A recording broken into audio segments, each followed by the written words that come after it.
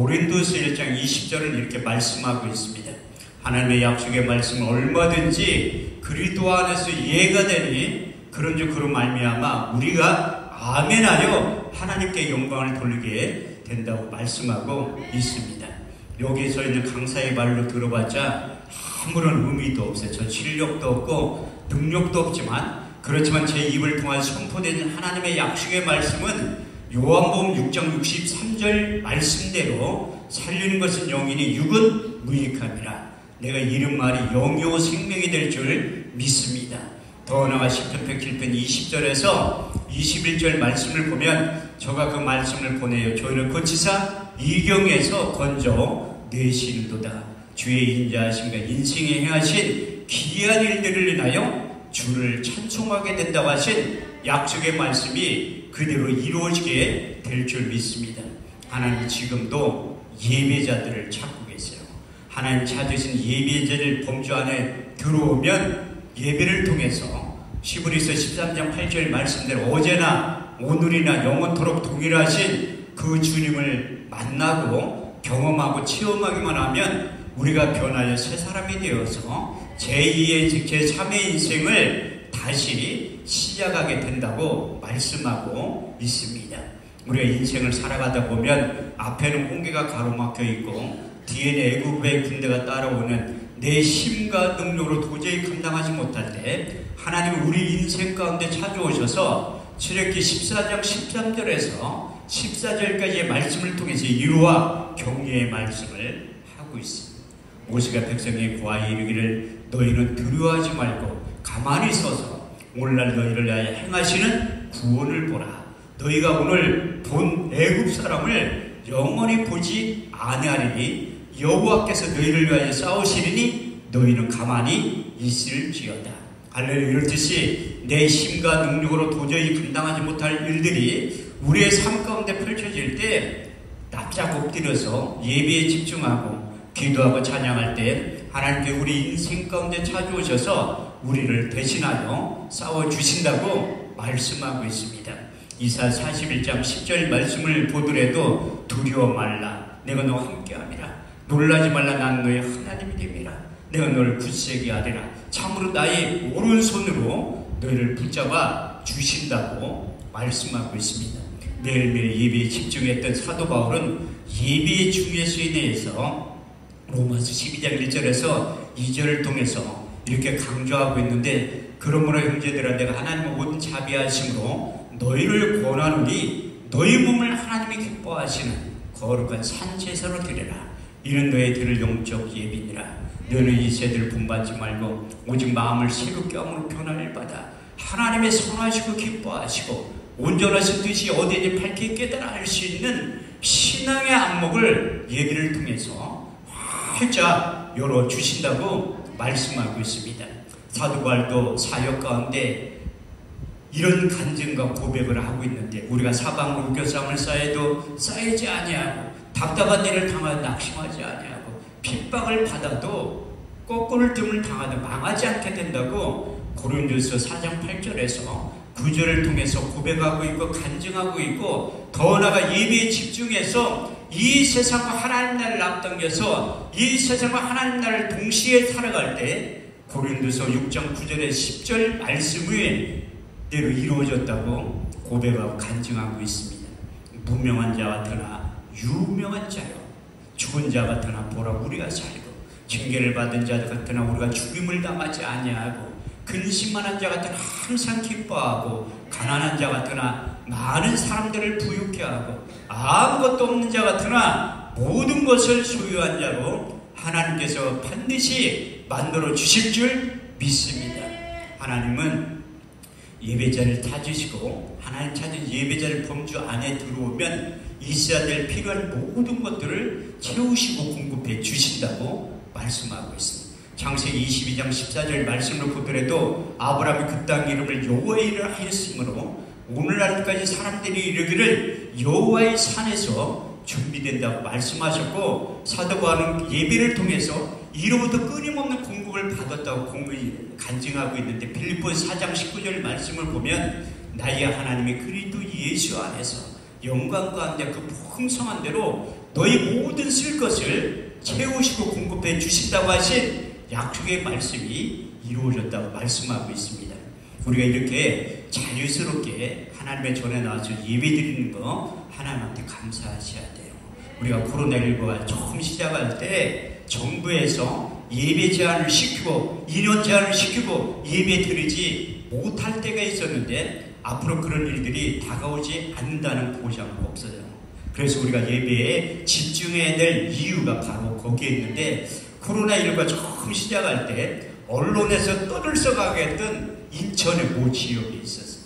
제가 그 중심에 있었는데 많은 목사님들은 언론에 노출이 되는데 기자들의 눈과 귀를 막아가지고 제 이름은 한마디도 안 나오더라고요. 그래서 거기에서 약 30명의 사람들이 모여서 예배드렸는데 앞에 찬양인도 하신 분들 5명이 있었는데 나중에 알고 보니까 그분들도 다 코로나 확진자야. 사회본 목사님도 코로나 확진자, 나 갈 때 똥 먹으러 준 사모님도 코로나 확진자들. 그래서 코로나19가 처음 등장했을 때 하나님 앞에 여쭤보고, 하나님, 이 코로나19로부터 벗어날 수 있는 처방전이 무엇입니까? 이렇게 하나님 앞에 기도할 때 하나님께 주실 응답의 말씀이 2가지가 있습니다. 시편 23편 4절, 내가 사망의 음침한 골짜기로 다닐지라도 해를 두려워하지 않는 것은 주께서 나와 함께 하심이니라. 주의 막대와 지팡이가 나를 안위하시나이다. 그래서 하나님과 동행할 때 코로나19로부터 벗어나게 된다고 말씀하셨고, 2번째 역대하 7장 13절에서 16절, 홍내가 하늘을 닫고 비를 내리지 아니하거나 홍내가 메뚜기를 보내어 토산을 먹게 하거나 내가 내 백성 가운데 연병을 보내어 유행하게 할 때에 내 이름을 일컫는 내 백성이 그 악한 길에서 떠나 스스로 경배하여 기도하여 내 얼굴을 구하며 내가 하늘에 듣고 내 죄를 사하며 이 땅을 고칠지라. 여기에서 하는 기도에 내 눈과 귀를 기울이니 내가 이 절을 택하고 거룩하게 하여 내 이름을 영영히 거기 있으라 하였느니라. 내 눈과 마음이 항상 여기에 있느니라. 그래서 가장 코로나19로부터 안전지대, 청정지대가 어디인가 하면 우리 주님의 핏값으로 세우신 교회와 우리 주님의 핏값으로 세우신 기도원이 가장 안전지대라는 것을 깨닫고 이제 코로나19 때 집회를 더 열심히 왕성하게 활발하게 한 것 같더라고요. 그런데 한 번도 저는 코로나를 걸린 적이 없어요. 그렇게 집회를 많이 다녔는데도 코로나가 걸리지 않았는데, 그것은 무엇인가 하면 하나님의 약속의 말씀이 약의 역할을 하게 된다는 거예요. 시편 107편 20절에 21절 말씀을 보면 저가 그 말씀을 보내어 저를 고치사 이경에서 건져 내시는도다. 주의 인자하신 그 인생에 하신 기이한 일들을 인하여 주를 찬송하게 되는데, 그 성경은 우둔한 자의 빛이자 말씀을 깨달아 알을 때 경험이 되고 체험이 된다고 말씀하고 있습니다. 잠언 4장 20절에서 22절 말씀을 보면 하나님의 약속의 말씀이 약의 역할을 한다는 거예요.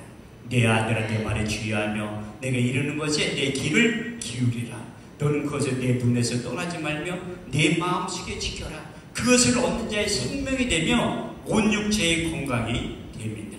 다시 말해서 히브리 원문에 보면 건강이라는 뜻이 약의 역할을 한다는 거예요. 하나님의 약속의 말씀이 약의 역할을 해서 그 약속의 말씀을 붙잡고 나아갈 때 인간들에게 저주로 다가온 질병이 우리가 해당되지 않는다고 말씀하고 있습니다. 제가 거기에 이제 인천에 모치려 갔다 왔는데, 제가 그때 여기가 똑같은 화성에서 수원과학대학교 옆에서 기도를 할 때인데 시청에서 연락이 왔더라고요. 거기 갔다 오셨죠? 물어보고 내가 어떻게 알았냐니까 핸드폰 위치 추적하면 다 나온다는 거야. 그래서 거기 가서 뭐 했니? 아니 내가 직업이 목사인데 뭐 했냐? 가서 찬양하고 기도하고 설교하고 예배드리고 왔다니까 빨리 가서 코로나19 검사를 받으라고 하더라고요. 그런데 가서 받았는데 다행히 음성으로 나온 거예요. 그래서 제가 화성시에서 아주 유명 인사가 된 거예요. 공무원들이 일주일에 2번씩 찾아오고 사법경찰도 찾아와서 예배 드리나 안 드리나 감시를 하더라고요. 그래서 저는 그때 벌금 300만 원을 가지고 예배를 드린 거예요. 벌금 내려가면 되지. 아니 300만 원 내는 게 아까워가지고 예배를 못 드린다는 건 제 신앙 양심상 도저히 용납이 안 되더래요. 그런데 고소할 예정이라고만 했지 한 번도 고소하는 공무원들은 없더라고요. 그래서 하나님 앞에 감사한 거예요. 근데 내가 성경을 얼마나 안 읽으면 정부에서 용돈 40만 원과 14일 동안 먹을 거 택배를 이만큼 보내왔더래요. 그거 주면서 성경을 읽게 만든 거예요. 14일 동안 성경 일독하고 복음서까지 다 읽은 거야. 얼마나 성경을 안 읽으면 정부에서 용돈 40만 원까지 줘가면서 성경을 읽게 만든 거라니까요. 그런데 성경을 다시 읽기 시작해요. 왜 할 게 아무것도 없잖아요. 혼자 기도원에 있으면 자가 그냥 바깥에 나가지도 못하고 이제 주변에 있는 사람들이 내가 요주의 인물이 내가 나오나 안 나오나 감시를 하는 것 같더라고요. 그 기도원 안에 갇혀가지고 성경을 집중적으로 읽기 시작합니다. 이사야 34장 16절 말씀을 보면 너는 있는 여호와의 책을 자세히 읽어보라. 이것이 하나도 빠진 것이 없고 짝이 없는 것이 없으니 이는 여호와의 입이 이를 명하시고 그의 신이 이것들을 모으셨다고 말씀하고 있어요. 그래서 성경을 자세히 읽다 보니까 요한복음 5장 39절 말씀이 육의 신비에 새겨지기 시작합니다. 너희가 성경에서 영생을 얻는 줄 생각하고 이 성경을 상고하거냐 이 성경이 내게 대하여 증거하느니라. 요한복음 계속 읽다 보니까 성경을 기록한 목적에 대해서 요한복음 20장 31절에 정확하게 기록되어 있더라. 오직 이것을 기록하면 너희로 예수로 하나님의 아들 그리스도이심을 믿게 하려 하며 또 그 이름을 힘입어 영생을 얻게 하려 하셨느니라. 그래서 창세기부터 요한계시록까지 읽다 보니까 구약 성경은 말씀이 육신에 오신 예수님에 대해서 기록되어 있고 신약 성경은 말씀이 육신에 오신 예수님에 대해서 기록되어 있고 이제 요한계시록은 앞으로 다시 오실 예수님에 대해서 기록되어 있더라. 그래서 성경은 예수님을 전부 말하고 있더라. 그래서 예수님의 제자인 사도 요한을 통해서 요한일서 1장 1절에 2절 말씀을 보면 태초에 생명의 말씀에 관하여는 우리가 귀로 들은 바 눈으로 본 바 주목하고 손으로 만진 바라. 이 영원한 생명이 나타나신 바 된 자들아 우리가 이 영원한 생명을 보았고 증거하여 너에게 전하니 아버지와 함께 계시다가 나타나신 바 된 그분이 예수님이라고 말씀하고 있습니다. 사도 바울도 로마서 1장 1절의 4절 말씀을 통해서 그런데 종 바울은 사도로 부르심을 받아 하나님의 복음을 위하여 특정함을 입었나니 이 복음은 하나님이 그의 아들에 관하여 선지자로 말미암아 성경에 미리 약속하신 것이라. 이 아들로 말하면 육신의 전 다윗의 혈통으로 나셨고 성결의 영을 죽은 자 가운데서 부활하여 하나님의 아들로 인정되신 바 되셨으니 곧 우리 주 예수 그리스도라고 말씀하고 있습니다. 우리 주님께서도 이제 십자가에 죽으시고 부활하셔서 이 땅에 40일 동안 계실 때 많은 말씀을 하셨지만 누가복음 24장 44절 말씀을 통해서 또 이르시되 내가 너희와 함께 있을 때 너희에게 말한 바 곧 모세의 일과 선지자의 일과 시편에 나에 대해서 기록된 일들이 이루어져야 한 말이 이것이라 하시고 그래서 구약 성경은 말씀이 육신에 오신 예수님에 대해서 약 300번에 넘게 기록되어 있습니다. 그 대표적인 이사야 선지자의 입술을 통해서 3번에 걸쳐서 예언의 말씀이 기록되어 있는데 첫 번째 이사야 7장 14절 주께서 친히 징조로 너에게 주실 것이라 보라 처녀가 잉타하여 아들을 낳을 것이요 그 이름을 임마누엘이라 하리라. 그 예수의 오심과 존재에 대해서 이사야 9장 6절 말씀은 한 아이가 우리에게서 낳고 한 아들을 우리에게 주신 바 되었는데 그 어깨에 총사를 베었고 그 이름은 기묘자라 보사라 전능하신 하나님이라 영존하신 아버지 풍광의 왕이라 할 것입니다. 세 번째 그 예수가 인류의 대속물로 나타나서 십자가의 죽으심과 그 과정과 이유에 대해서 이사야 53장 1절에 6절은 이렇게 말씀하고 있습니다. 우리의 전하는 것을 누가 믿었느냐 여호와의 팔이 네게 나타나느뇨 그는 주 앞에서 자라나기를 연한 신 같고 많은 땅이 난 줄기 같아서 곤 모양도 없고 풍채도 없은즉 우리 보기에 흠모할 만한 아름다운 것이 없도다. 그는 멸시를 받아서 사람에게 실어버린 바 되었으며 간구를 많이 겪었으며 질구를 아는 자라. 마치 얼굴 가리고 사람을 바라보지 않음을 받는 자 같아서 멸시를 당하였고 우리도 그를 기이 여기지 아니하였도다. 그는 실로 우리의 질구를 지고 우리의 슬픔을 당하였거늘 우리는 생각하기를 그는 징벌을 받아서 하나님께 맞으며 고난을 당한다 하였느라. 그가 찔림은 우리의 허물로 인하며 그가 상함은 우리의 죄악을 인함이라. 그가 징계를 받은 우리가 풍을 누리고 그가 채찍에 맞음으로 우리가 나음을 입었도다. 우리는 다 양 같아서 그를 행하여 각기 제 길로 갔거늘 여호와께서 우리 무리의 죄악을 그에게 담당시키셨도다. 할렐루야. 이렇듯이 이사야 선지자의 입술을 통해 3번에 걸쳐서 예언의 말씀이 나왔고 미가 선지자를 통해서 미가서 5장 2절 말씀을 보면 베들레헴 에브라다야 너는 유다 족속 중에 작을지라도 이스라엘 다스릴 자가 내게서 내게로 나올 것이라. 그의 근본은 상부의 태초이라고 기록되어 있습니다. 이렇듯이 하나님의 약속의 말씀이 예언된 말씀은 하나님의 때에 하나님의 방법으로 반드시 나타나게 된다고 말씀하고 있습니다. 시편 89편 4장 말씀을 보면 내 언약을 파하지 아니하고 네 입술에 낸 것도 변치 아니하리라. 여러분들이 잘 알고 있는 민수기 23장 19절 말씀을 보면 여호와는 인생이 아니시 거짓말을 하지 아니하시고 인자가 아니시니 후회가 없으시도다. 어찌 말씀하신 바를 행치 아니하시고 하신 말씀을 실행치 아니하시랴. 이렇듯이 구약의 선지자의 입술을 통해서 말씀이 육신되어 오신 예수님에 대해서 예언의 말씀이 기록되어 있고 우리 주님께서 오시기 직전에 천사들을 통해서 다시 한번 예언하고 있습니다. 12월 달에 되면 가장 목사님들이 이 누가복음 2장 12절에 14절 말씀을 통해서 인용해서 설교를 하시는데 오늘날 다윗의 동네에 너희를 위하여 구주가 나섰으니 곧 예수 그리스도라. 너희는 가서 구에선 강부에선 것을 보리니 이것이 너희에 대한 표적이니라. 호련히 허다한 천군이 천사와 함께해서 하나님을 찬송하여 가로되 지극히 높은 곳에는 하나님께 영광이요 땅에서는 기뻐하심을 입은 사람들의 평화라고 말씀하고 있습니다. 그래서 구약의 선지자의 입을 통해서 예언했던 말씀이 천사들을 통해서 예언했던 말씀이 성취되는 장면이 마태복음 1장 18절에서 23절은 이렇게 말씀하고 있습니다. 예수 그리스도의 나심은 이러함이라. 그 모친 마리아가 요셉과 청혼하고 동거하기 전에 성령으로 잉태된 것이 나타났더니 그 남편 요셉은 의로운 사람이라. 저를 드러내지 않고 가만히 끊고자 생각할 때에 주의 사자가 현몽하여 가로되 다윗의 자손 요셉아 내 아내 데려오기를 무서워 말라. 그의 잉태된 것 성령으로 된 것이라. 아들을 낳으려니 그 이름을 예수라 하라. 이는 자기 백성을 저희 죄에서 구원을 자하시느냐.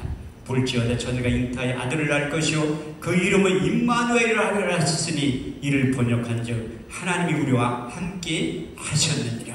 예수 자기 백성을 저희 죄 구원할 그분이 말씀이 육신이 되어 이 땅에 오셨고 그 이름을 믿기만 하면 영접하기만 하면 하나님의 자녀가 되는 권세를 우리에게 주셨다고 말씀하고 있습니다. 요한복음 1장 12절 13절 말씀을 보면 영접하는 자 곧 그 이름을 믿는 자들에게 하나님의 자녀가 되는 권세를 주셨으니 이는 혈통이나 육정이나 사람의 뜻으로 난 것이 아니요 하나님께로부터 다시 태어난 자들이라고 말씀하셨고 다른 이에서는 구원을 얻을 수 없나니 천하 인간에게 구원을 얻을 만한 이름을 우리에게 주신 일이 없다고 사도행전 4장 12절에 자세히 기록되어 있습니다. 이렇듯이 예수 그리스도의 이름의 비밀에 대해서 사도 바울은 골로새서 2장 2절의 3절 말씀을 통해서 하나님의 비밀인 예수 그리스도 그 안에는 지혜와 지식과 총명과 모든 감추어진 보화가 담겨져 있다고 말씀하고 있고 빌립보서 2장 7절에 8절 말씀을 보면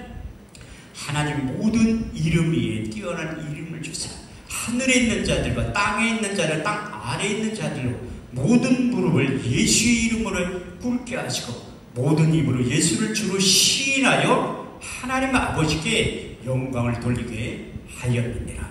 할렐루야. 이렇듯이 예수 그리스도의 이름의 비밀에 대해서 그 엄청난 비밀이 담겨져 있다고 말씀하셨고, 우리 주님께서 요한복음 14장 6절 말씀을 통해서 내가 길이요 진리요 생명이니 나로 말미암지 않고는 아버지께로 올 자가 없다고 말씀하고 있습니다.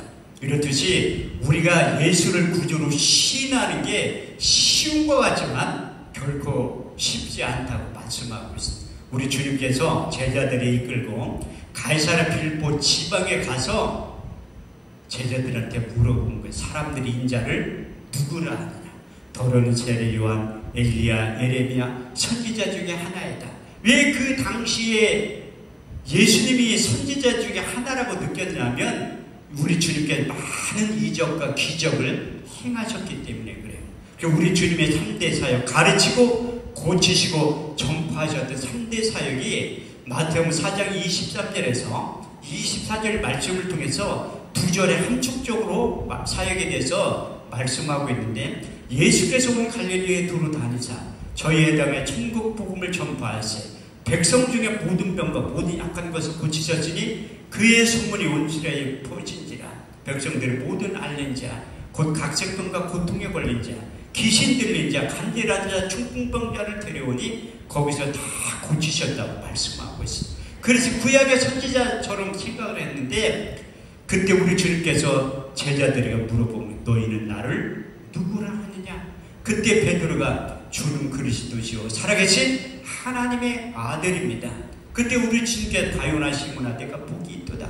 이를 알게 하는데 효력이 아니라 하늘에 계신 아버지께서 알게 해주셨기 때문에 정확하게 신앙 고백을 하게 되었다고 말씀하고 있습니다. 사도 바울도 1차 전도여행, 2차 전도여행, 3차 전도여행을 다니면서 많은 사람들에게 주님의 십자가에 피 묻은 복음을 전하고 입으로 시인하게 만든 거예요. 로마서 10장 9절에서 10절 말씀을 보면 내가 만일 내 입으로 예수를 주로 시인하며 하나님께 죽은 자 가운데 살리신 것을 내 마음에 믿으면 구원을 얻으리니 사람이 마음으로 믿어 의에 이르고 입으로 시인하여 구원에 이르게 된다고 말씀하고 있어요. 사도 바울이 3차 전도여행을 마치고 로마서, 고린도 전후서를 기록한 거예요. 그런데 우리 주님께서 베드로에게 신앙 고백하는 게 결코 쉬운 게 아니라고 말씀하셨듯이 사도 바울도 고린도전 12장 3절 말씀을 통해서 우리가 신앙 고백하는 게 결코 쉬운 일이 아니라고 말씀하고 있습니다. 하나님의 영으로 말하는 자는 예수를 저주할 자라 하지 아니하고 성령으로 아니하고 예수를 주로 시인할 수 없다고 말씀하고 있습니다. 이렇듯이 우리 예수의 이름을 우리에게 주시고 그 이름을 믿기만 하면, 영접하기만 하면 하나님의 자녀가 되는 권세를 주었고 우리가 거듭나 다시 태어나는 놀라운 삶의 변화가 나타나게 되는 거예요. 그래서 우리가 하나님의 자녀는 누구든지 주의 이름을 부르는 자는 구원을 얻기 때문에 하나님의 자녀가 되는 것은 이제 쉽지만 그 안에서 우리 주님께서 자기의 원하는 자를 부르셨다고 말씀하고 있습니다. 저도 우리 주님께서 42년 전에 저를 부른 거예요. 제가 대전이 고향인데 고린도전 1장 21절 말씀을 보면 전도에 미련한 것으로 하나님은 구원받은 자들을 기뻐하신다고, 제가 고등학교 2학년 때 수요일날 1년 선배가 점심시간에 우리 교실에 찾아온 거예요. 그럼 저는 나 학교 끝나고 나하고 어디 좀 갈 데가 있대. 형, 내가 어디 가냐니까 잔말 말고 따라오라는 거야. 난 두드러 맞을 게 끌려가는 것이 교회예요. 그래서 하나님이 전대에 비하는 것으로 구원을 받게 하는 거예요. 그래서 가서 딱 보니까 이거 교회에, 조그만한 교회에 딱 들어갔는데 라디오나 텔레비에서 듣지 못한 노래를 부르고 있더라고. 나중에 알고 보니까 그게 찬송가야. 목사님이 연설을 하는데 저분 말 무지하게 잘한다 이렇게 생각했는데 그게 또 설교더라고. 교회 딴생 처음 가봤는데 어떻게 알고 있습니까? 그런데 참 신기한 일이 그 다음날 새벽부터 일어나기 시작한 거예요. 제가 새벽잠이 많은 사람인데 아침에 새벽에 눈이 뻘떡 떠지더니 목욕병 환자부터 나를 끌고 가는 거야. 그 교회 간 거 새벽 예배. 제가 고등학교 2학년 여름에 처음 교회 첫 발을 들이고 3년 그 고등학교 졸업할 때까지 내 기억으로는 거의 새벽 예배에 빠진 적이 없어요. 그때 나는 고등학교 3학년 때 미국에서 오신 목사님이 부흥회를 하는 거야. 난 그분 성함을 지금도 또렷이 기억하고 있어. 40년이 넘었는데도. 김원성 목사님이라고 옛날에는 부흥회를 할 때 이렇게 짧게 안 했어요. 주일날 저녁 때부터 해서 토요일날 새벽까지 했다니까. 근데 주일날 저녁에 나를 부르더니 강사 목사님이 너 학교 가니까 낮에는 집회 참석 못하니까 이제 새벽하고 저녁 예배는 꼭 참석하라고 하더라고요. 근데 알겠다고 하니까 조건이 있대. 예배에는 꼭 예물이 필요한 헌금을 하라는 거야. 나는 그때 역시 미국에서 온 목사님은 틀리구나. 내 학생이 무슨 돈이 있다고 나한테 헌금을 하라고 할까? 이렇게 생각을 하는. 그때는 믿음이 없으니까 내가 속으로 그런 얘기를 했지. 아, 나한테도 삥을 뜯어가려고 하는구나. 이렇게 생각을 해서 아침에 엄마가 차비 주면 학교까지 1시간 거리인데 걸어간 거예요. 갔다가 저녁 때 헌금하고 또 화요일날도 걸어갔다. 그렇게 금요일날까지 하고서 토요일날 새벽에 집회 다 끝난 다음에 나를 나오라고 하더라. 그래서 그분이 안수기도를 해주면서 너는 앞으로 목사가 될 것이고 훌륭한 부흥사가 될 것이라 이런 축복기도를 해주더라.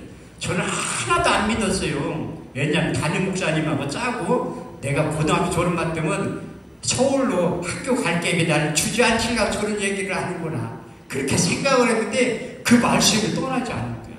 고린도 10장 5절 말씀을 보면 생각을 사로잡아 그리스도께 복종하게 만든 거예요. 그래서 제가 신학교에 입학을 했는데 그 신학교 입학해서 집에서 쫓겨난 거예요. 엄마가 신학교 가지 말라고 했는데 몰래 가가지고. 그래서 우여곡절 끝에 학교를 졸업했는데 이제 그게 바로 이 부교육자를 가든지 개척을 해야 되는데 너무 좁기 때문에 또 부르는 교회도 한 군데도 없더라고. 가고 싶은 마음도 없고. 그래서 저쪽 동네에 있다가 10년 만에 회개하고 돌아온 거예요. 광야 생활을 하게 만든 거야. 그때 철저히 내가 회개하고 안 돌아오니까 주변에 있는 사람들을 다 망하게 하더라. 심지어 어떤 분은 데려간 사람도 있어요. 그런데 내가 불순종하니까 하나님의 비자의 칼을 딱 꺼낸 거야. 저는 신령한 목사가 아니에요. 지금도 지극히 이성적이고 상식적인 목사인데 그때 하나님의 음성을 똑바로 들은 거야. 제가 딸이 하나 있는데 너 목회할래? 내 딸 데려갈까? 너 목회할래? 내 딸 데려갈까? 너 목회할래? 내 딸 데려갈까? 나는 그때 하나님이 3세파를 좋아한다는 걸 느낀 거야. 내가 잘 못 들으니까 3번에 걸쳐서 하나님의 음성이 들린 거야. 내 집에 딱 들어가니까 집사람이 여보 이제 회개할 때가 됐대. 무슨 회개냐니까 하늘이 데려간다고 했대. 자기도 음성을 3번이나 똑같이 들었대. 그래서 내가 깜짝 놀라가지고 어디에서 언제 들었냐니까 집에서 내가 들은 시간하고 똑같이 들은 거야. 내가 깜짝 놀라가지고 하늘산 기도원에 간 거예요. 회개하려고. 그래서 지금도 하늘산 기도원을 잘 섬기고 이제 집회를 자주 하는 이유가 바로 거기에서 내가 은혜 받았던 장소이기 때문에 목사가 돼서 섬기려고 하는 거예요. 최선을 다해서. 근데 이게 금방 뭐 은혜 받았다고 회개했다고 되는 게 아니더라고. 그런데 내가 끊지 못할 것이 있잖아. 손 대는 것마다 망하니까 위에 계신 주님을 찾아야 되는데 사람이 만든 주님을 찾은 거야. 그렇게 술을 한 달에 32일을 먹은 거야. 손 대는 것보다 망하니까. 왜 한 달에 31일인데 32일이 먹냐면 술도 3박자가 맞아야지 먹는 거예요. 첫 번째는 돈이 있어야지 먹어. 두 번째는 건강이 있어야지 먹는 거예요. 세 번째는 시간이 있어야지 먹어. 우리처럼 장사하는 사람들이야 하루 제끼면 되잖아. 일 안 하면 되잖아. 직장생활 한 사람 새벽까지 술 못 먹어 출근해야 되잖아. 우리 같은 사람들 또 술꾼끼리 또 모이게 돼 있더라고. 끼리끼리 어울린다고. 근데 술을 끊어야 되잖아. 끊어야 되는데 내 의지대로 못 끊는 거야. 거의 알코올 중독 직전까지 가고 유전적으로 우리 집안 있는 사람들 술을 상당히 많이 먹어요. 그래가지고 하늘살 기도가 지금도 들어간 입구가 잘 안 보여요. 그 우리 집사람이 돈을 주면서 빨리 기도원 가라는 거야. 안 갈게.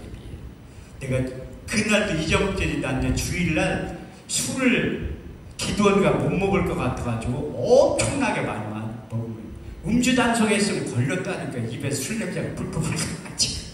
그 항상 기도 들어갔는데 안 보이는 거야. 입구가 술 들깬 상태에서 차를 끌면 한 바퀴 돌아, 두 바퀴 돌아, 세 바퀴 도는데도 안 보여. 아, 내가 하나님의 음성을 잘못 들었구나. 아직 회개할 때가 안 됐는데. 근데 네 바퀴 딱 돌 때 보니까 보이는 거야, 입구가. 그때가 지금으로부터 21년 전이에요. 21년 전. 딱 갔는데 그때는 사람 많았거든요. 내가 목사처럼 보였는 게 그때부터. 그래서 밥 주더라. 내가 점심을 안 먹어가지고 아침도 청평 시내에 밥 먹고 온 거예요. 근데 2시 예배에 참석을 해야 되는데 참석을 안 해. 한 10년 넘게 신앙생활 안 됐는데 내가 뭐 회개하러 왔다고 예배 참석 못하지. 들어갈까 말까 들어갈까 주차장에서 들어갈까 말까 안 들어간 거야. 근데 이제 저녁 때가 됐는데도 예배 참석하고 싶은 마음이 하나도 없더라고. 한쪽 귀에 들리는 거야.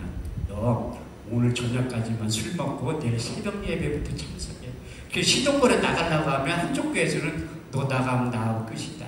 너 나가면 나하고 끝이야. 시동을 걸었다 꼈다 걸었다 꼈다 걸었다.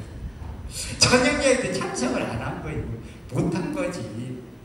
그래서 이렇게 하면 안 되거든. 내가 10시쯤에 지금도 그 통에 플라스틱 기도통이 있어 산에. 거기 딱 들어가는 순간 내가 완전히 꼬꾸라지고 완전히. 그때 첫 하나님의 말씀이 육의 신비에 새긴 게 갈라디아서 2장 20절. 내가 그리스도와 함께 십자가에 못 박혔나니 그런 적이 이제 내가 산 것이 아니요 오직 내 안에 그리스도께서 사신 것이라. 이제 내가 육체 가운데 사는 것은 나를 사랑하사 나를 위하여 자기 몸을 버리신 하나님의 아들을 믿는 믿음 안에서 살게 될 것이다. 그때 사람의 눈에서 눈물이 그렇게 많이 난다는 거 처음 알아요. 새벽까지 울었으니까 새벽까지. 그것은 내 의지로 우는 게 아니라 회개의 영이 임해서 울기 시작해요. 두 번째 주신 말씀이 무엇인가 하면 로마서 14장 8절 말씀. 우리가 살아도 주를 위하여 살고 죽어도 주를 위하여 죽나니 우리가 사나 죽으나 주의 것이다. 세 번째는 하나님 다 술 좀 끊게. 술 좀. 이렇게 술 먹어가지고 어깨를 술 좀 끊게 하는데 세 번째 고린도서 3장 16절에 17절 말씀 새겨주시고 너희가 하나님의 성전인 것과 하나님의 성령이 너희 안에 계신 것은 너희가 알지 못하느냐. 누구든지 하나님의 성전을 더럽히면 하나님이 그 사람을 멸하시리라. 내가 거룩하니 너희는 거룩하게 될 것이다. 말씀을 깨닫게. 내가 하나님의 성전. 내가 그동안 어떻게 내 하나님 성전의 수를 들어봤지.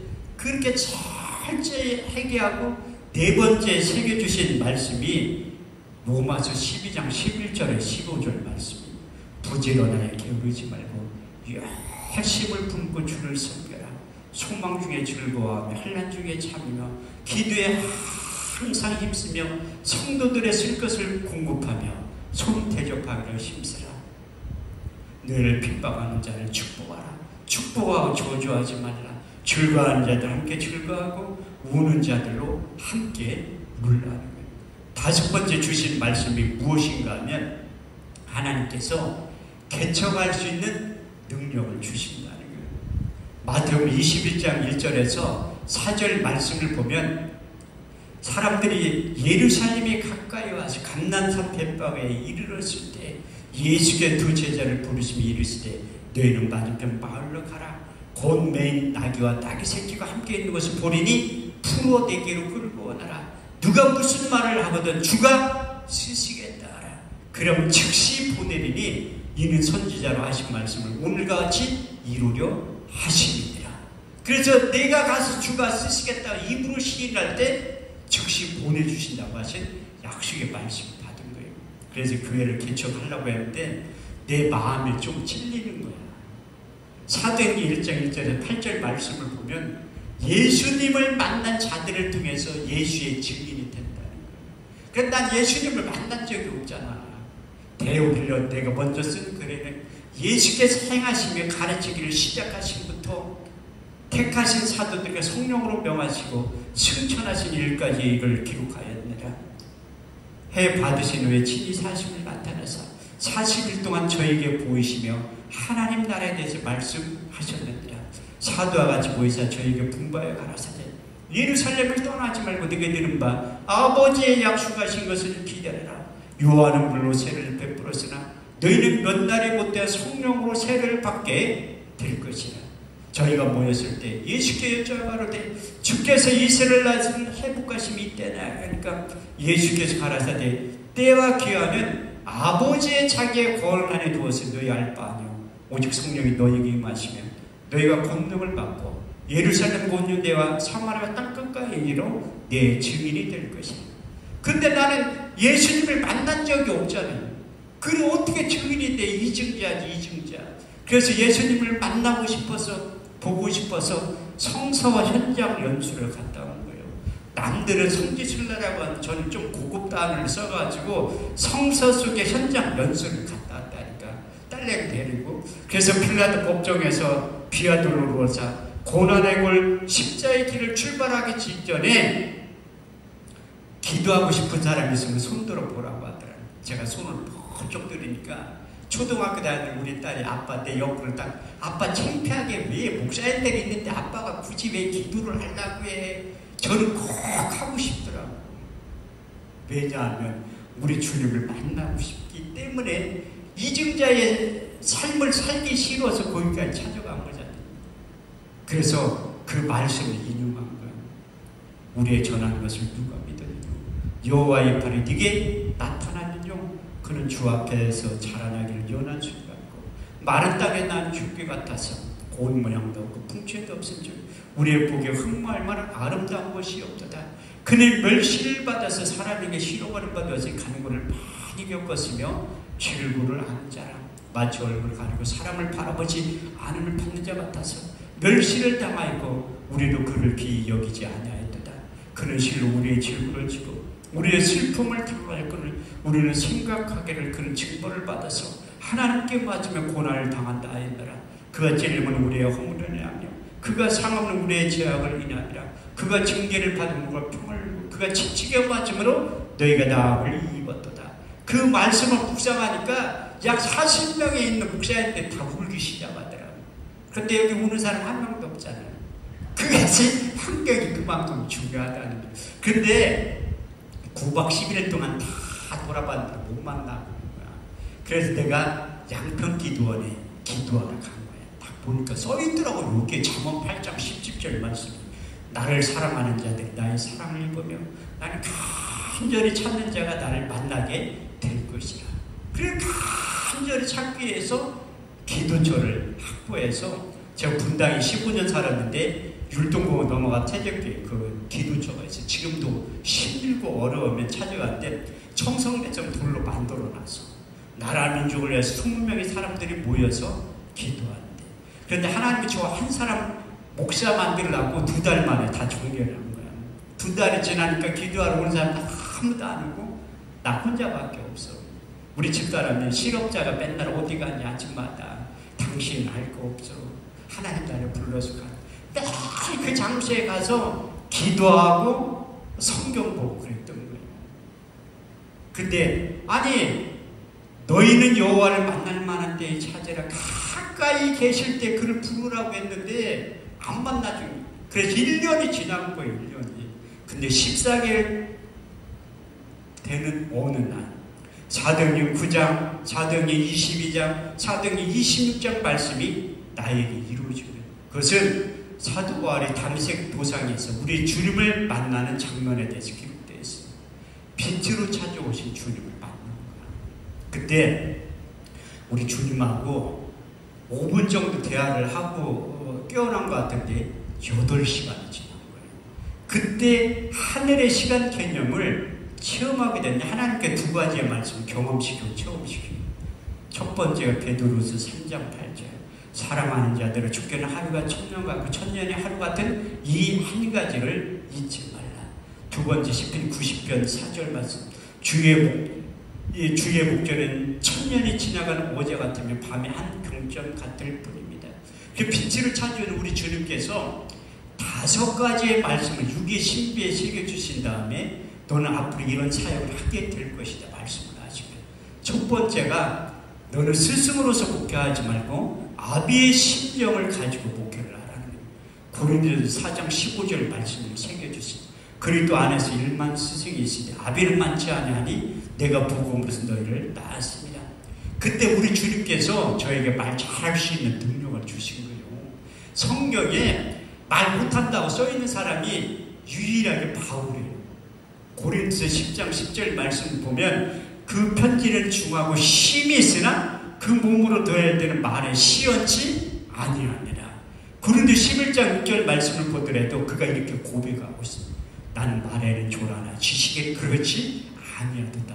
근데 바울에게 말 잘할 수 있는 능력을 하나님께 주셨다고 고백하고 있습니다. 바울에게 주셨던 고린도서 2장 4절에서 5절 말씀을 주시면 내 말과 내 전도함이 지혜의 권하는 말로 하지 않아 다만 성령의 나타남과 능력으로 하여 너희 믿음이 사람의 지혜이지 하나님의 능력 가운데 있게 하려 하였노라. 세 번째, 내가 온 목적과 사단과 귀신이 이 땅에 온 목적을 알고 너는 그 사역을 하게 될 것이다. 요한복음 10장 10절 말씀처럼 도적이 오는 것은 도적질하고 죽이고 멸망시키는 것뿐이요 내가 온 것은 양으로 생명을 얻게 하고 더 풍성히 얻게 하려 하셨느니라. 네 번째, 다섯 번째 때는 제가 설교를 이렇게 하는 거예요. 요한복음 3장 34절 하나님이 보내시리는 하나님의 말씀을 하나니 하나님의 성령을 한량없이 부어주셨느니라. 헛소리하지 말고 하나님의 말씀만 전하라. 다섯 번째, 잠언 30장 6절 너는 그 말에 더하지 말라. 그가 너를 책망하시겠고 너는 거짓말한 자가 될까 두려우니라. 그래서 엉뚱한 소리 하지 말고 하나님의 말씀만 전하라고 해서 그렇게 합니다. 그 5가지의 말씀을 육의 신비에 새겨주신 다음에 고린도전서 2장 말씀을 묵상하는, 고린도전서 2장 사도 바울이 방문한 곳마다 교회를 세웠는데 그리스도 아덴 지역에 가서는 교회를 못 세운 거예요. 철저히 회개하는 심정으로 고린도전서 2장 말씀을 기록한 거예요. 형제들아, 내가 너희 가운데 나아가 하나님의 증거를 전할 때 말과 지혜의 아름다운 것을 하지 아니하노니 내가 오직 예수 그리스도와 그의 십자가에 죽으신 것 외에는 아무것도 알지 아니하기로 작정하였으므라. 내가 너희 가운데 거할 때 약함에 두려움이 심히 떠오르노라. 내 말과 내 전도함이 지혜의 권하는 말로 하지 아니하고 다만 성령의 나타남과 능력으로 하여 너희 믿음이 사람의 지혜 즉 하나님의 능력 가운데 있게 하려 하였노라. 우리가 온전한 자들 중에 이 지혜를 말하니 이 지혜는 이 세상의 지혜가 아니요 이 세상 없어질 가난들의 지혜가 아니요 오직 비밀한 가운데 있는 감추었던 것이니 하나님이 우리의 영광을 위하여 만세전에 미리 기록한 것이라. 이 지혜는 이 세대의 가난을 하나도 알지 못하니 만일 알았더라면 영광의 주를 십자가에 못 박지 아니하였으리라. 기록된 하나님의 자기를 사랑하는 자들 위하여 예비하신 모든 것을 눈으로 보지 못하며 귀로도 듣지 못하며 또 마음으로 생각지 못하였던 것 같으니라. 오직 성령으로 이것을 우리에게 보이셨으니 성령은 모든 것 하나님의 깊은 것이라 통달하시느니라. 사람의 사정을 사람 속에 있는 영 외에는 누가 알려? 이와 같이 하나님의 영 외에는 아무도 알지 못하느니라. 우리가 세상의 영을 받지 아니하고 아버지께로부터 온 영을 받았으니 이는 우리 알고 하나님께서 은혜를 주신 것들을 알게 하려 하셨느니라. 우리가 이것을 말하거니와 세상에 가르친 말로 하지 아니하고 성령이 가르치신 것을 아니 신령한 것을 신령한 것으로 분별하느니라. 육에 속한 자는 하나님의 성령의 일을 받지 아니하나니 저에게 미련하게 보이면 또 깨닫지도 못하는 이런 일은 영적으로 분별하느니라. 신령한 자는 모든 것을 판단하나 자기는 아무에게도 판단을 받지 아니하느냐. 누가 주의 마음을 알아서 주를 가르치겠느냐. 그러나 우리가 그리스도의 마음을 가졌느니라. 너는 내 마음을 가지고 품고 그리스도의 심장을 가지고 사역을 하라고 해서 철저히 주님의 마음에 붙들려서 그 사역을 한 거예요. 21년째. 그런데 하나님이 작년에 신기한 경험을 하게 된 거예요. 재정에 하나님이 한월산 기도 대성전을 대관에서 집회를 하라고 했는데 못한 거예요. 예산이 너무 많이 들어가지고. 그런데 작년에 한월산 기도원에서 이제 연합 집회를 4번 하고 개인 집회를 4번을 하는 거예요. 작년에 8.15 성이 끝나고 그 다음 주에 2주 연속 하니까 목요일 아침에 일어났는데 왼쪽 눈에 하나도 안 보이는 거예요. 유리체 출혈이라고 혈관이 다 터져가지고 잉크를 탁 붓듯이 하나도 안 보여요. 바로 병원에 가셔야 되는데 책임감이 있어서 금요일날 오전 집회까지 끝나고 이제 기도 총무 목사님하고 강사 목사님 식사를 하러 가는데 내가 한쪽 눈 뜨면서 운전하고 가니까 너무 불편하더라고요. 그런데 내 입에서는 불평의 소리가 하나도 안 나오고 하나님 감사합니다. 두 눈 다 안 보였으면 어떡할 뻔했어. 한쪽 눈이라도 보이는 게 망정이지. 제가 목회 21년 하면서 딱 한 번 하나님을 원망한 적이 있어요. 딸 때문에. 아빠 우리는 언제까지 이렇게 살 거야? 집도 없이 교회 바닥에서 자면 언제까지 이렇게 살 거야? 그 주의 종의 딸은 하나님의 자녀는 하나님이 책임져. 네 인생 하나님이 책임지 걱정하지 마. 중학교 입학한 다음 제가 새벽 예배 끝나면 하는 일이 커피포트에 물 끓이는 거예요. 고생 안 해본 목사님들은 몰라. 뜨거운 물 안 나와. 왜 안 나와? 나오지. 가스를 못 내서 끊긴 거지. 이제 기집애라 저녁 때 좀 머리 좀 감으라니까 안 된대. 머리가 붕 떠가지고 아침에 감어. 커피포트에 물 3개 끓여가지고 그걸 해주면 그거 가지고 감고 하는 거예요. 울면서 학교를 가. 아빠 우리는 언제까지 이렇게 살 거야? 집도 없이. 내가 그러지. 걱정하지 마. 하나님 다 책임져. 네 인생 잘 될 거야. 고등학교 입학하더니 입학식 끝난 다음에 나한테 찾아온 거야. 목사님 할 얘기가 있대. 나는 우리 딸한테 여태까지 목사님 소리 10번도 안 들어봤는데 그때 처음으로 들어본 거야. 고등학교 입학식 끝나고 나서 내가 얘가 처음에 들었는데 그러는데 목사님 할 얘기가 있대. 엄마도 잠깐 나와보래. 하는 얘기가 첫 마디가 목사님 나는 다른 교회에 다닐 거야. 거짓말하는 목사 밑에 신앙생활 못하겠다는 게 삶의 변화가 하나도 안 일어나는데 거짓말하는 목사 밑에 신앙생활 못하고 다른 교회에 다닌다는 거야. 우리 집사람들이 오래 쳐다보고 있다가 자기도 다른 교회 가고 싶대. 교회 부흥이 너무 많다니까. 그때 한 번 원망하고 한 번도 아무리 힘들고 어려도 원망해 본 적이 없어요. 그런데 다른 목사님들이 내가 그 간절함에 진짜 원망 안 해. 아침에 자고 일어났는데 또 한쪽 눈이 실명이 됐으니 얼마나 놀랬겠어. 근데 내가 월요일날 병원에 가니까 일찌감치 이게 다 터져가지고 혈관이 떡이 져가지고 와도 할 수 있는 방법이 없다고 하더라. 눈은 상실이 되면 회복할 가망성이 없대. 그게 뒤에 눈 초음파하니까 망막박리가 나타났다고 했더라. 그런데 이게 이 한쪽 눈 가지고 우리가 작년 10월달에 올 때 내가 한쪽 눈 먼 상태로 온 거예요. 그때 여기 온 거야. 화요일날 저녁 때 끝나고 내가 간 이유가 뭐지? 한월산 기도 개인 집회 하러 간 거예요. 한쪽 눈 가지고 간 거야. 새벽에. 내가 왜 새벽에 갔냐면 차 많으면 운전을 못해.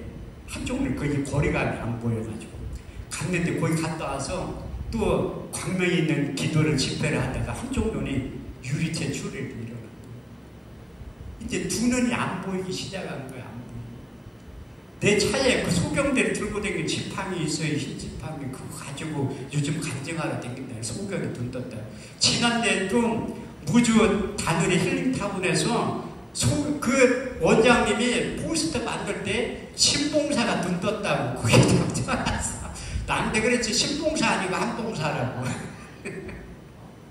근데 내가 작년 12월 달까지 사무총장 목사님 차 손잡고 다니면서 집회 자본은 한 번도 안 간 적이 없어요. 내가 만약에 안 갔으면 하나님이 나도 못 뜨게 하는 거예요. 남들은 나한테 미쳤대. 그 눈을 가지고 안에 죽을 뻔 걸려도 내가 사기라도 다닐 판인데 안 보이는 거 그거 불편할 뻔 설교할 때 하나님은 반드시 내 눈 뜨게 할 거라니까 아무도 안 믿어. 저기 보령에 그 기도원 원장님 내가 이렇게 해봐. 보이나 안 보이나 진짜 안 보이냐 이렇게 해보더라고. 내가 눈 뜬다는데 거기에 남경산 기도 집회하고 올라다 들렸어요. 하나님이 내가 운전하고 오는 모습 보여주려고. 그래 바빠서 못 나온다고 하더라고. 하나님은 없는 것을 믿게 하는 거예요. 로마서 4장 17절 말씀을 보면 하나님 죽은 자를 살리시며 없는 것을 있게 하시는 하나님이라고 말씀하고 있습니다. 그때 내가 기도하면서 매일매일 기도하기 시작하는 거예요. 오늘 본문 말씀에 보면 내가 성경을 얼마나 안 읽으면 자가격리 십자가라는 성경을 읽게 만들더니 내 기도를 얼마나 안 하면 눈을 멀게 하고 하루에 10시간씩 기도하게 하는 거예요. 하나님이. 내가 집회 안 나가면 기도원에서 딱 두 마디에 10시간 기도할 때 뭐 미사역 쓰는 것도 아니요. 하나님 나 좀 살려주세요. 하나님 나 좀 살려주세요.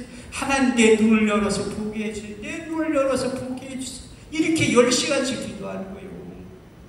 그때 하나님이 첫 번째 이루의 말씀, 육의 신비에 새겨주신 말씀입니다. 이사야 41장 10절 두려워 말라. 내가 너와 함께함이라. 놀라지 말라. 나는 너의 하나님이라. 내가 너를 굳세게 하리라. 참으로 내가 도와주라. 참으로 나의 오른손으로 너를 붙잡아 주세요.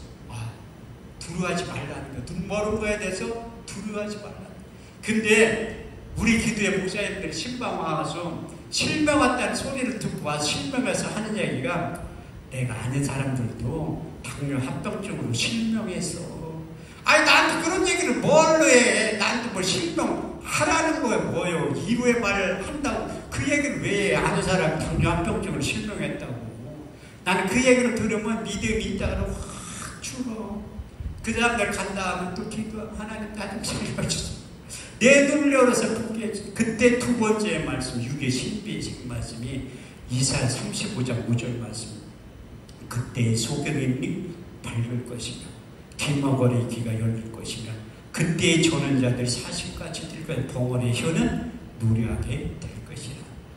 하나님 내 눈을 뜨게 하겠구나. 확실히 믿음이 생생이 됐는데 지금도 힘들고 어릴 때 눈 감고 기도하죠. 그럼 다 될 것 같아. 눈 뜨면 현실이 똑같아. 근데 그때는 뭐 눈 뜨나 감으나 안 보이는 거 마찬가지니까 그래도 기도하는 거야. 세 번째 찾아오셔서 요한복음 9장 7절 말씀을 육의 신비에 새겨주시고 너는 실로암 못에 가서 씻으라 하시니 이를 번역한 즉 보내심을 받았다 함을 뜻이라. 이에 가서 씻고 밝은 눈으로 왔더라. 이거다. 그래서 내가 딸내미한테 전화해서 우리나라에 실로암 들어가는 병원 좀 한번 찾아보라고. 내가 그 대학병원하고 아니까 잘하는 개인병원 두 군데를 가는데 뭐 어떻게 할 수 있는 방법이 없다고 하니까. 그러니까 등촌동에 있더라. 그래서 사무총장 목사님 왔길래 나 좀 태우고 그 병원 좀 가자고 했지. 가서 보니까 지하에 딱 그때 오른쪽으로는 한 20% 정도 보였거든요. 왼쪽으로는 아예 안 보이고. 병원 지하 주차장 들어간 20% 보이는 것만 안 보이고. 내가 잘못 왔나? 실로암 못에 갈 수 있으면 낫는다고 했는데 이 밝은 눈 안과병원으로 가야 되는데 실로암 병원을 잘못 찾아왔나? 그런 생각. 그래서 검사를 14가지를 하는 거야. 또 초음파를 하는데 망막이 박리된 것 같다고 하더라고. 망막 박리된 것 같대. 나보다 사무총장 목사님이 더 놀래. 실명한다고 하니까 완전히 회복되지 못한다고. 저도 놀랬지. 그 초음파가 대학병원에서도 박리됐다고 하지. 그 실로암 안과병원에서 박리됐다고 하니까 박리되면 눈 못 떠요. 그래서 열흘 있다가 검사 결과를 보러 오라고 하니까 내가 기도원 앞에서 버스 타고 사당역에 내려가지고 전철을 타고 가려는데 이 집회기를 안 가져간 거야. 그래서 나중에 고집되니까 하나도 안 보이니까 사람들이 장난하는 줄 알고 겉은 멀쩡하게 보이잖아. 어떤 청년이 와가지고 진짜 안 보이냐고. 나 이거 시각장애가 있어서 안 보이냐. 그 청년이 나 데려다 준 거예요. 근데 의사 선생님 한 얘기가 박리된 것 같으니까 수술해도 의미가 없지만 한번 해보자고 하더라고요. 3시간 반에서 4시간을 해야 된다. 전신 마취하고 나 안 한다고 했어. 몸이 안 좋아서 요단강 건너갈 것 같더라고. 전신 마취하면 나 안 한다고 하니까 부분 마취해도 된대. 그럼 그걸로 한다고. 그래가지고 수술을 했는데 그 의사들은 내 눈에다 대고 기도를 하더라고. 수술하기 전에 하나님 도와주셔서 이 환자가 눈 보이게 된다. 3시간 반에서 4시간 한다고 했는데 30분 만에 끝났어.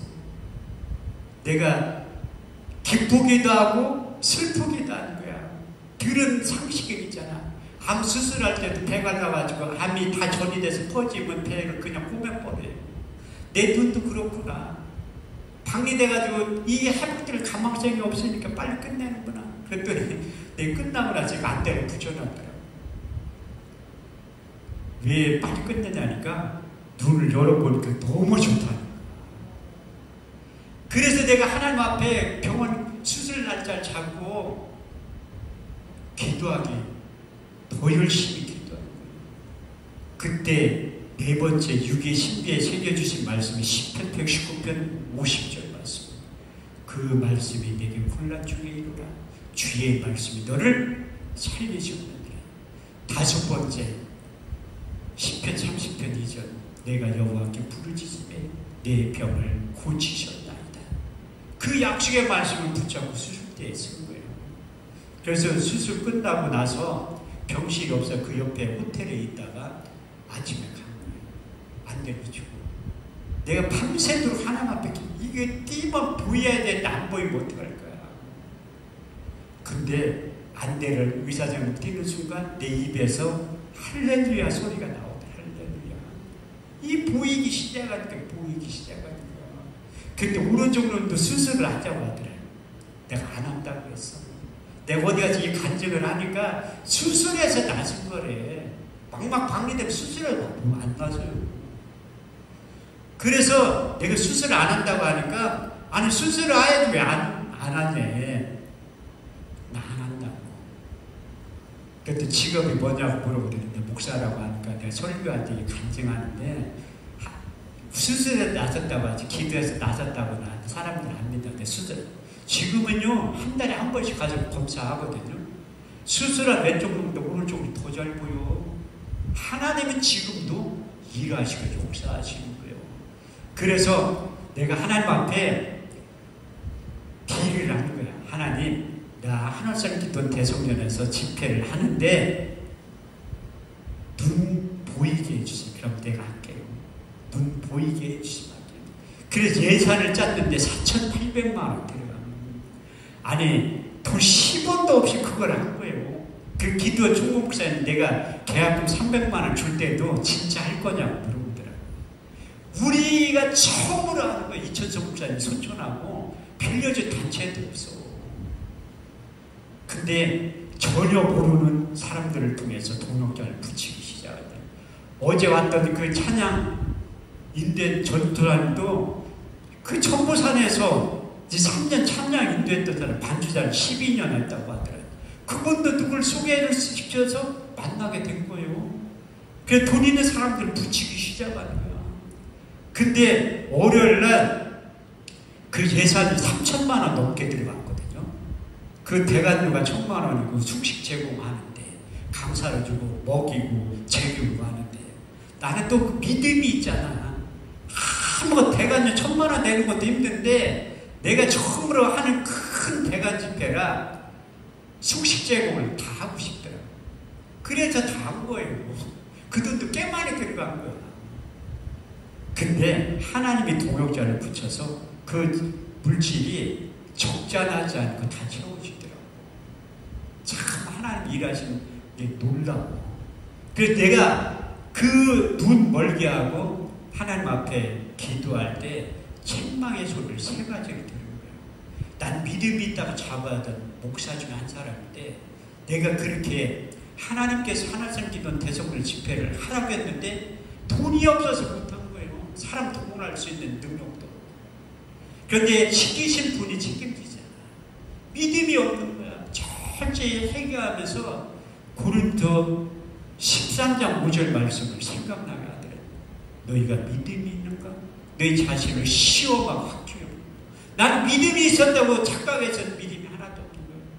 두 번째 사무엘상 15장 22절 순종이 제사보다 낫고 듣는 것이 수양이 기름보다 나으니라. 세 번째 로마서 14장 23절 믿음으로 쫓아 행하지 않는 게 제일 어려운 거예요. 우리 전도사님들 잘 들으셔야 돼. 사역자들은 너희가 믿음이 있는 거 너희 자신을 시험하고 확증해보고 순종이 제사보다 낫고 듣는 것이 수양이 기름보다 낫고 믿음으로 쫓아 행하지 않는 게 죄라는 걸 깨닫게 된 거예요. 그래서 내가 하나님 하겠습니다. 눈뜨게 해주시면 내가 할게요. 눈뜨게 해주시면. 그래서 눈뜨게 된 거예요. 그래서 작년 6월 23일부터 26일까지 집회를 했는데 이적과 기적이 많이 나타나는 거예요. 제일 많이 왔을 때가 120명 왔어요. 기적이야. 120명 온 것도 안 보인다니까 뭘 숙식제가 공짜로 해준다고 다 와. 그래도 처음에 하고 그래서 또 2차, 3차 계속해서 진행하려고 지금 계획 중에 있는 거예요. 그래서